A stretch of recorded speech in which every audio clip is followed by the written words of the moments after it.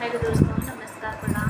हम लोग के यूट्यूब चैनल पे आप सभी लोगों का ढेरों सारा स्वागत है।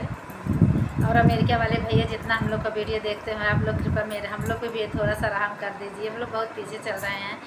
आप लोग देखिएगा, जितना मतलब देश विदेश, इंडिया, भारत, जितने पाकिस्तान, जहाँ के लोग जितने लोग देखेंगे मेरा वीडियो, दिल से धन्यवाद आप लोग को है वीडियो देखने के लिए, चैनल को सपोर्ट करने के लिए। आप लोग अपना प्यार दुलार आशीर्वाद ज़रूर दीजिएगा। देखिए, जन्माष्टमी आने वाला है। हम लोग कृष्ण भगवान का सोहर गीत सुना रहे हैं, बहुत सुंदर, बहुत प्यारा गीत सुना रहे हैं।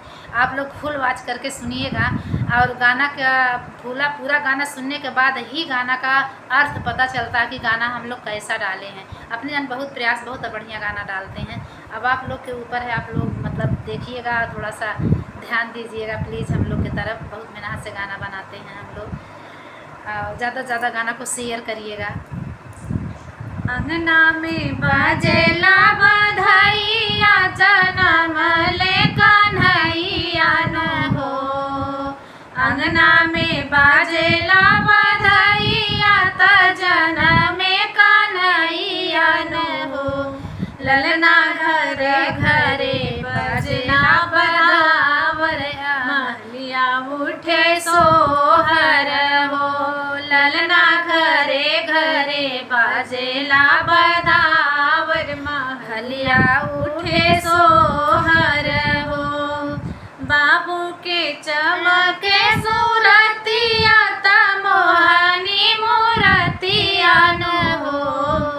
बाबू के चमके सूरतिया, त मोहनी मूरतिया न हो।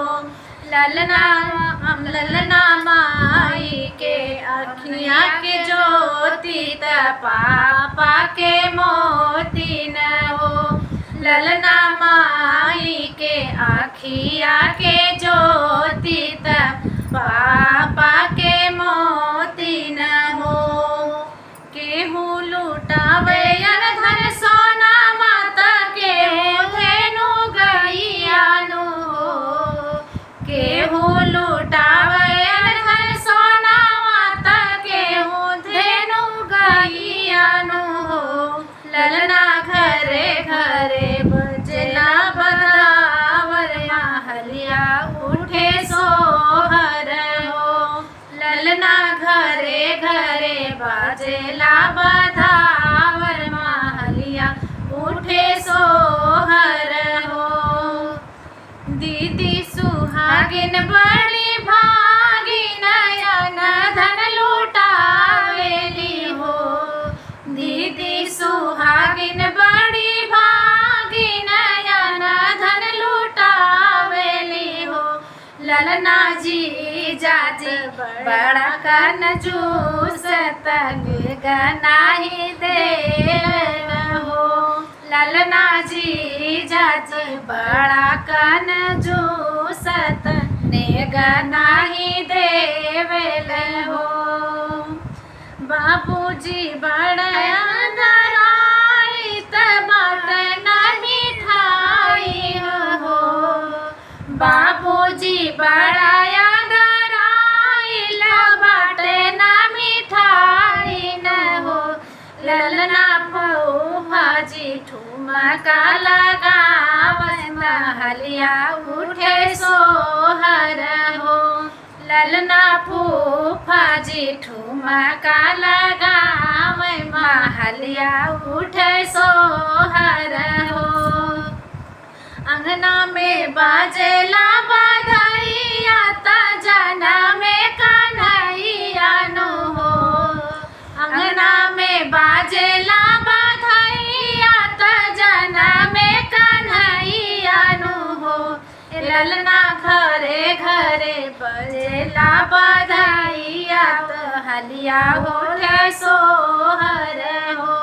ललना घरे घरे बजेला बधाइया, महलिया उठे सोहर हो। केहू लुटावे धन सोना, माता केहू धेनु गैया न हो। केहू लुटावे धन सोना, माता केहू धेनु गैया न हो। ललना घर घरे बाज बाजेला बधैया महलिया उठे सोहर हो। ललना घरे घरे बाजेला बधैया महलिया उठे सोहर हो। मेरा गाना कैसा लगा प्लीज़ आप लोग कमेंट करके ज़रूर बताइएगा। गानों को फुल वॉच करके सुनिएगा और कमेंट करके बताइएगा कि हम दोनों बहन का गाना आप लोग को कैसा लगा।